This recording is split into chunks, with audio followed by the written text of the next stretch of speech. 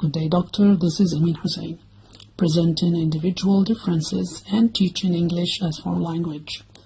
I will start where my colleague Khattab stopped. He took the first part concerning the introduction, and he talked about the two main causes that make the individual differences to appear. First is the heredity, which is supposed to be covered by Khattab, and the second one that I supposed to cover is environment. Although these two, heredity and environment, can overlap each other. For example, difference in age and gender are heredity differences, but the environment make them more effective than they are. A girl may differ than a boy, but they can compete each other, and she might excel him, but traditions or early marriage might prevent her of learning. That is also happens with old people who may not have the same abilities to study. Nevertheless, they still have the aptitude. But the society look and responsibilities may prevent them learning. Environment brings individual differences in behavior, activities, attitude, style of life, and personality, etc. Environment does not refer only to physical surroundings, but also it refers to the different types of people, society, culture, traditions, ideas, and ideals. Concerning the effect of individual differences in teaching as a consequence to their affection on individual learners. Individual differences make different individuals in so many things that a list could be so long. If we want to cover all the aspects of person and personality, and all these differences required attention and action on the part of the teacher and educational decision makers. Attention is required from curriculum designing and teaching methods to assessment. There have been many studies about individual differences in the field of education since the 60s, and they increased in the 70s, influenced by research on the good language learner. The studies found out other factors that help students to excel than aptitude and motivation. They regard individual learning techniques or learning styles. Environment has a great role in choosing or shaping these styles.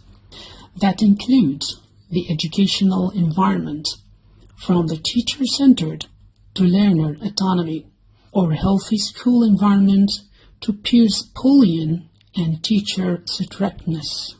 Also society norms, economical issues, and many other things contribute of shaping learner educational personality, a personality that determines what kind of learner the individual is. A successful person with highly motivated aptitude, empowered with self-esteem, a low motivated aptitude with passively self-distrust. Each one has different learning strategies and in need for different teaching strategies.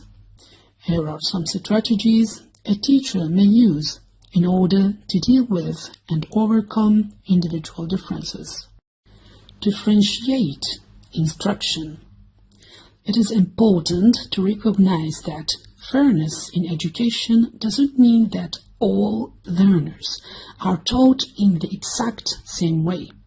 Instead, it means accounting for the needs of individual learners and adjusting the curriculum accordingly.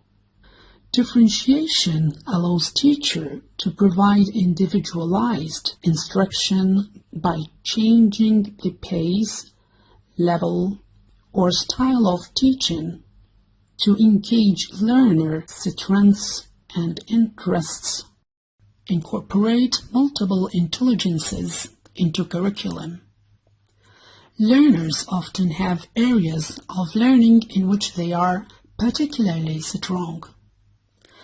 These learning strengths can be engaged to help students succeed in the classroom and reach their full potential. Capitalize on learner interests. One of the best ways to motivate learners is to incorporate their interests into the curriculum. Teacher allows learners as much as possible to choose the topics they'll report on in a paper or project.